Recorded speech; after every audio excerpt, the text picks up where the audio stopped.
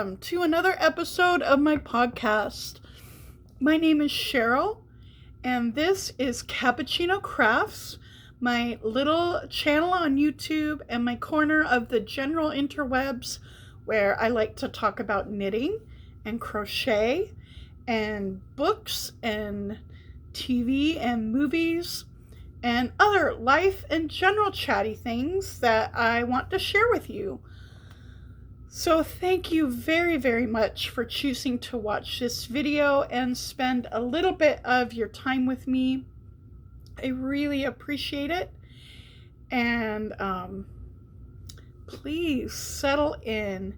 Get yourself a delicious beverage and get your yarn, your hook, your needles, your embroidery, whatever it is, and let's have a nice time together.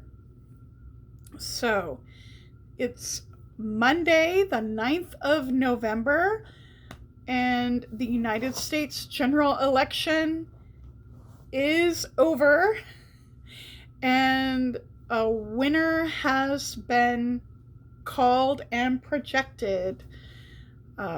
We are going to have a new president in January. President Joe Biden and his Vice President Kamala Harris, and I am so happy about that. Not that President Biden was exactly my first choice, but really the most important thing was to get Trump out of office. That just had to happen. So it is a big deal, and it was also a long wait for the votes to be counted, which we had been told to expect. That was not a surprise, but that didn't really make it that much easier to wait. Yeah. So it was a week of waiting on pins and needles. And I did better than I expected. I did. Patience is not a strong virtue with me. Not good at it, although knitting helps me practice. Knitting helps me practice patience, but I'm still not very good at it. But I did not spike with my anxiety the way I thought might happen, which is great. That is a great thing, and I'm very thankful. But yeah, I also still, although I expected to really just run to my knitting, I didn't. And I did do a little reading, but I didn't bury myself in books either. I just kind of got chores done and rested a lot. I just kind of felt a need to rest. And not have a lot of specific tasks, like while I'm resting, or to occupy my mind necessarily. But yeah, so I did not do much crafting. I did a little bit of reading, but not a lot of reading either. I have, though, I can show you, this is all the crafting content. I have started a heel flap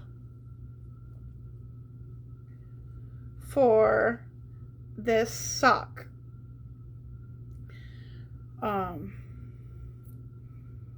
The second sock leg is down in my basket. I'm not gonna get it, but there are 2 sock legs.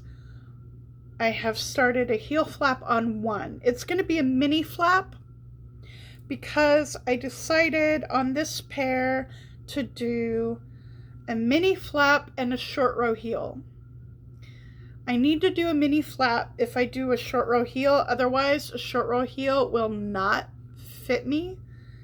But I did learn how to do that. So I can have a short row heel as an option. And I thought that would be a nice option for this particular sock. Mostly because of the ribbing. And because of the ribbing, it's a few stitches short of what I usually have on my leg.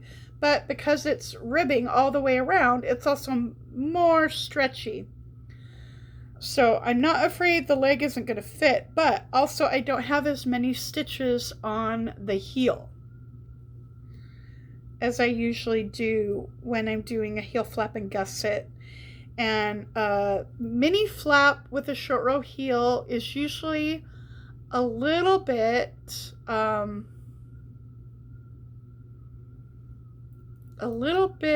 wider in a way than a heel flap and gusset is for me, because the long gusset, the full gusset, kind of pulls in a little bit at the same time as it lengthens and adds stitches around. But with the short row heel, I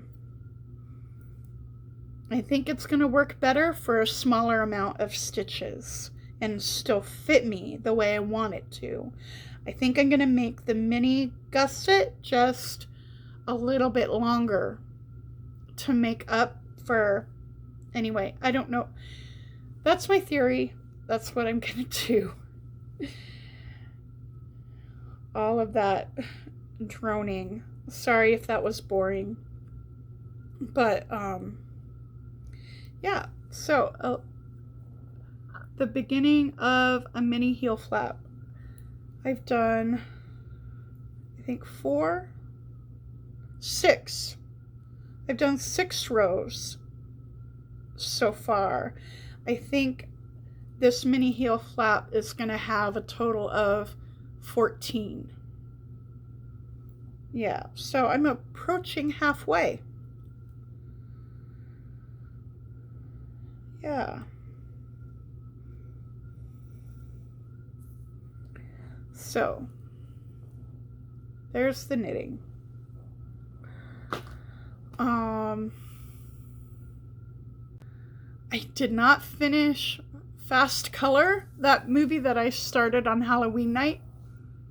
I thought I would have watched that this week, but I didn't. I didn't go back and finish that.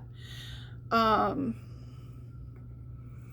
been watching a little bit of the Great British Baking Show and loving that. And watching a lot of reading vlogs. Reading vlogs have been so comforting and just fun for me. So that's what I've been focusing on. I have this book that I got from the library. I just gave you a quick look at it last week. And I didn't start this either. But I do want to read it. It is a graphic novel. That's why I wanted the hard copy book. Because graphic novels in digital form don't really work for me. But it's also partly in words. Here are words. But a lot of it is in pictures too. Here's a picture.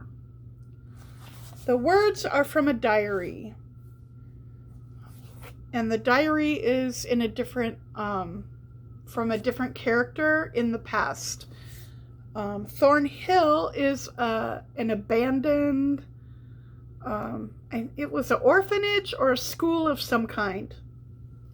Some kind of orphanage or school that is now closed and abandoned. But it seems that somebody, see here in this window, is still living there, which is very curious. And in the picture part, there's a young girl who moves into the neighborhood, and from her house, in her windows, she can see the building of Thornhill. So she starts to see someone in the window and find out, and she's like, somebody's living there. They shouldn't be living there. And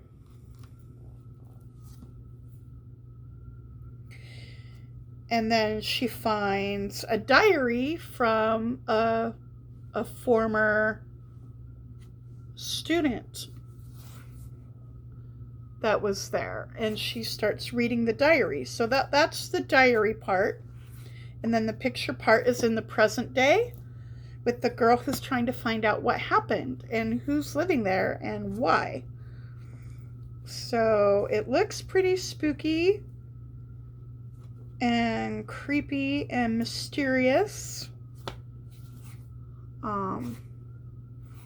Quite possibly a little bit ghostly, but I can't confirm that.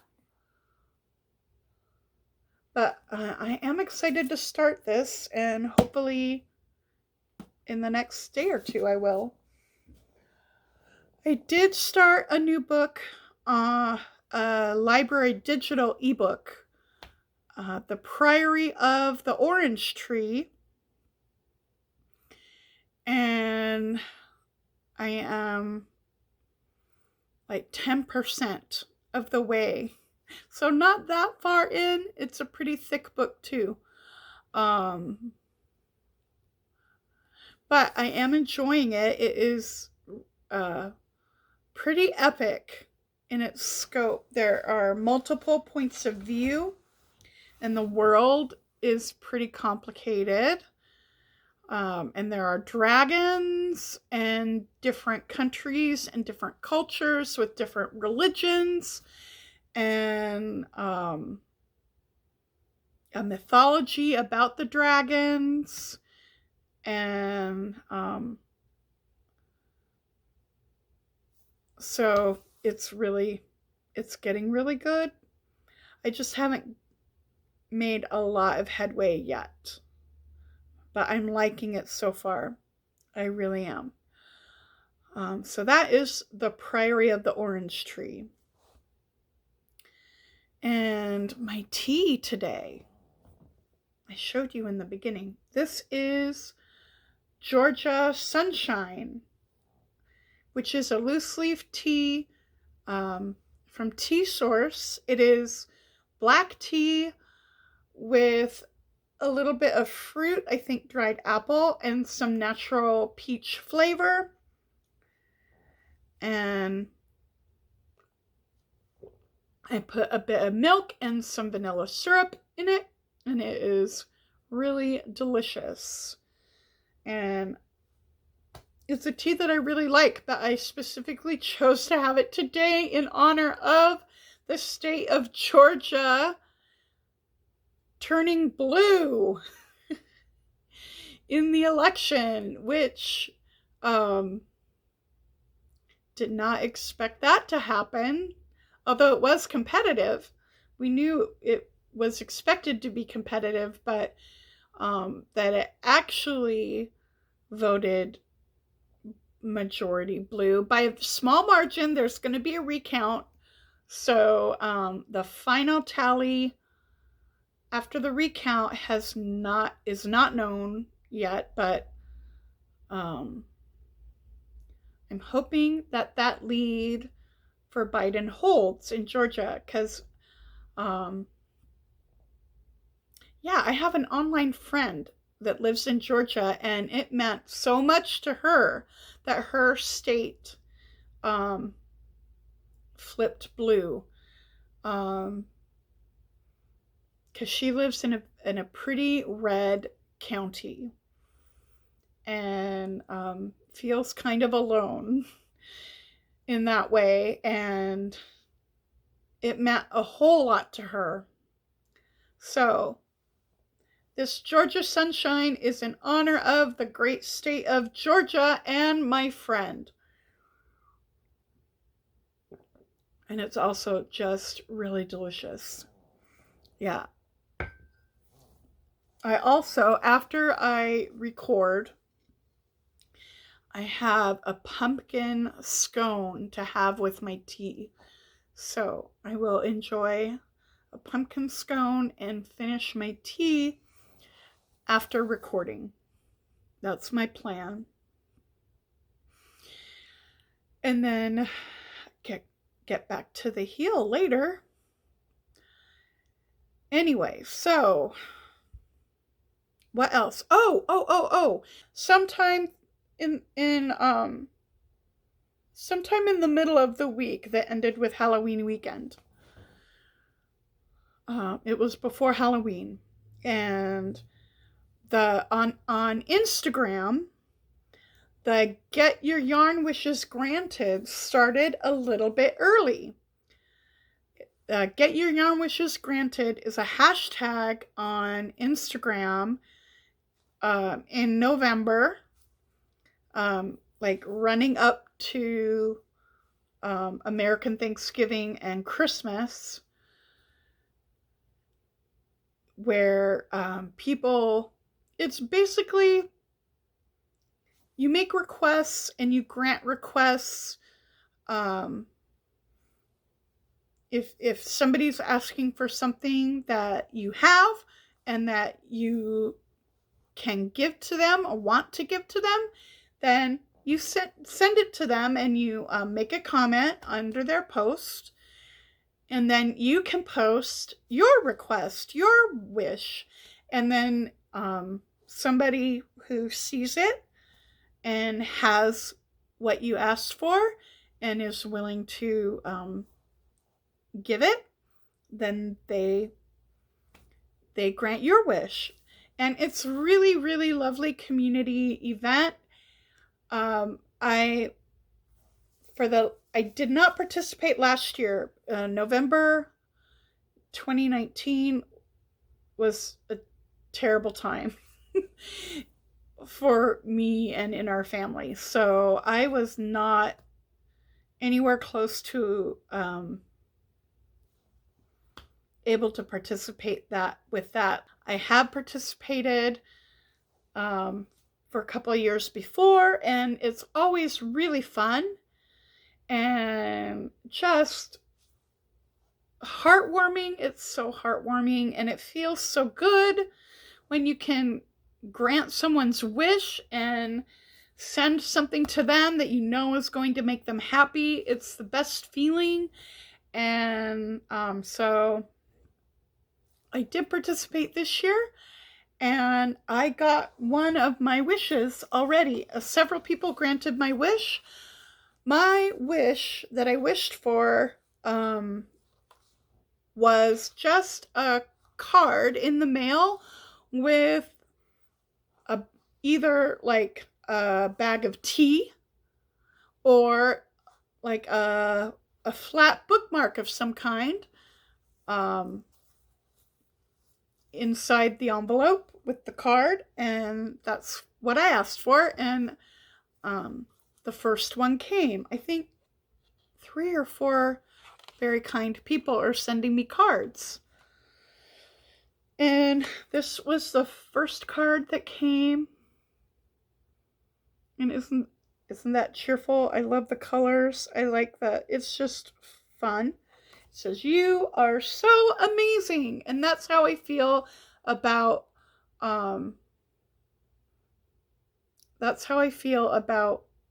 the yarn community online. And I got this really colorful, sweet bookmark. And it is a bookmark that was made in Guatemala. That is not where the person, she went on a trip. So she got this from her trip to Guatemala. And it has one of those little dolls on the end too. You used to see, I don't know, in the late 80s, early 90s, they were popular for a while. Barrettes with a row of these dolls, like covering the length of the barrette. Those, so it's one of those dolls here on the end, and which is really cute. and it's so colorful and cheerful and beautiful, and I definitely gonna use it and enjoy it. And I am looking forward to trying a couple of new teas, and I think I'll get one more bookmark with that too, because I think somebody's sending tea and a bookmark. Anyway, it's lovely, and I'm thrilled, and I'm also looking for a couple of books in the mail. There was a coupon, and I did order a couple of books in the last couple of weeks, so I might be showing some to you, or I might just wait till I read them. I don't know. I haven't decided.